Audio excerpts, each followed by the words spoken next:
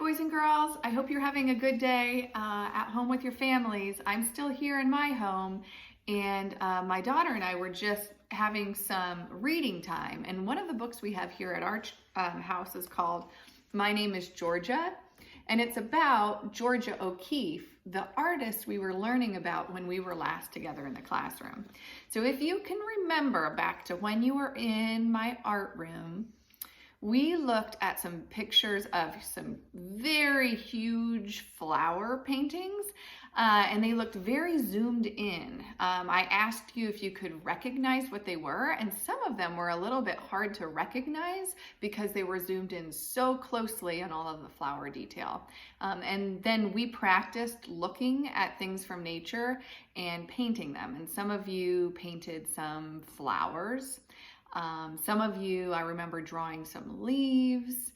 And so today I've given you some activities where you can focus on drawing or painting things from nature. We've been finding things from nature here at our house, haven't we? Yes. Yes. What are some of the things that you have found outside at our house? So Ida likes to pick flowers outside at our house, and we have a little vase that we'll put them in, and she switches them out every day. If she notices one is kind of wilting, she'll take it out and throw it back outside with the flowers, and then she'll pick a new one that looks nice and bright and is in bloom. Do you want to put that down and show them what else you found? You might have to take one out so they can see what they are. Now at our house, we have a lot of snail shells. We found maybe 20 snail shells laying in a mulch pile, some bark chips we have outside. And so Ida collected them, and we actually washed them inside, and now we do different activities with them. Like today, what did we do? We put some Play-Doh in them and pretended they were crabs. We've also collected rocks outside. We go outside a lot, and we find things that we can bring inside to either look at or to play with. And so some of the activities I give you in your art slide involve going outside and finding special natural elements and either bringing them inside or drawing them outside. I'm going to share this book with you. And it's called My Name is Georgia, and it's about Georgia O'Keeffe's life and her love of nature. You might have to move to the side. Georgia O'Keeffe was born on a farm in Wisconsin in 1887. Closer. When I was 12 years old, I knew what I wanted, to be an artist. I've always known what I've wanted. When I was small, I played alone for hours and hours and hours. I was satisfied to be all by myself. I did things other people don't do. When my sisters wore sashes, I didn't. When my sisters wore stockings, I wore none. And when my sisters wore braids, I let my black hair fly. I rode to town every Saturday to copy pictures from the stacks in the art teacher's cupboards. At home, I looked out my window and drew pictures of what I saw. Maybe I could make something beautiful. At school in Chicago, I drew from statues in the museum. At school in New York, I painted one still life painting a day, every day. At school, I painted my teacher's ideas. But when school days were over, I went out into the wide world to discover my own ideas. I went to the Texas plains, the wild west of my childhood books. Have you ever seen sky? It is wonderful.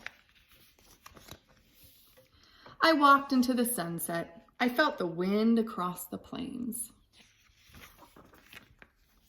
And I painted the sunset and the sky and the wonderful loneliness and emptiness of the place. I painted day and night. I worked till my head all felt light in the top. I have things in my head that are not like what anyone has taught me, shapes and ideas.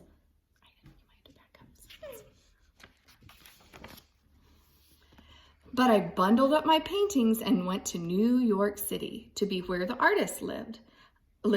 I walked down in the canyons of steel. I lived high up in the clouds and I painted what I saw from my window. But sometimes what I saw from my window was the far away calling me. I painted a garden in the city. I wanted everyone to see flowers the way I saw them. I looked closely at the flowers. I painted a camellia. I painted it big so people could notice. I painted Jack in the pulpit. I painted it big so people would see. I painted poppies and petunias and sunflowers and jimson weeds and irises and apple blossoms. My garden bloomed until everyone saw the flowers the way I saw them. But still, I looked to the sky. The distance has always been calling me. I went to the New Mexico desert, so far away that no one ever comes. I was satisfied to be all by myself. It was too dry for the flowers to grow, but there were bones. I gathered the bones, big bones, little bones, short bones, long bones, a cow's skull, a horse's skull, a ram's skull, and brought the bones home to paint. One day, I held one up against the sky and I saw the blue through that hole, and I painted what I saw. I saw the sky and the red hills. I walked into the hills at daybreak and twilight, at noon and in starlight. I painted the arms of the two red hills reaching to the sky and holding it.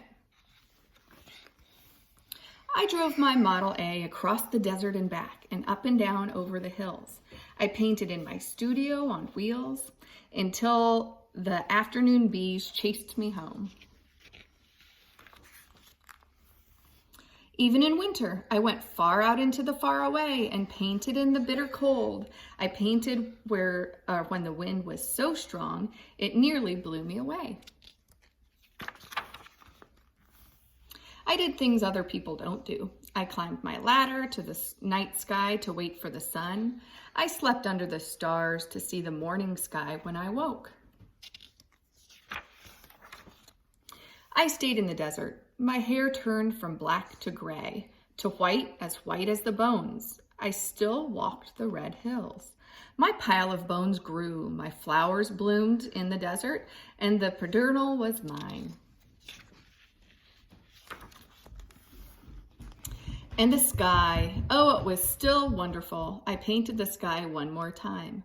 I painted my sky big so people would see the sky the way I do. I worked from dawn to dusk every day for weeks and months. Then, as I painted the last cloud, the sun slipped behind the pedernal. I laid my brushes down, kissed the sky for me. Georgia O'Keeffe lived to be 98 years old. In museums all across the land, people see her flowers, deserts, hills, cities, and skies the way she did. I like this story about Georgia O'Keeffe's life because it shows how she painted flowers and landscapes out in nature, but also how she imagined them when she was at home in the city and wasn't able to travel to those places. And so she painted things she looked at, but also things from her memory and things she saw out of her own window. I hope you have a great week, and I look forward to hearing from some of you on Seesaw and seeing some of the art you create with your families.